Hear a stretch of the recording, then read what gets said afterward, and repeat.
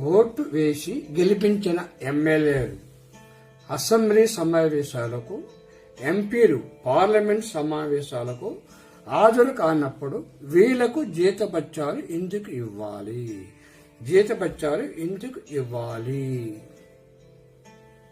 ఉద్యోగులు ఉద్యోగానికి రాకపోతే జీతం కోతలు పోస్తున్నప్పుడు, ప్రజాప్రతినిధులు చట్టసభలకు హాజరు కానప్పుడు వీళ్లకు లక్షలు జీతభత్యాలు ఎందుకు ఇవ్వాలి? Thanks for watching.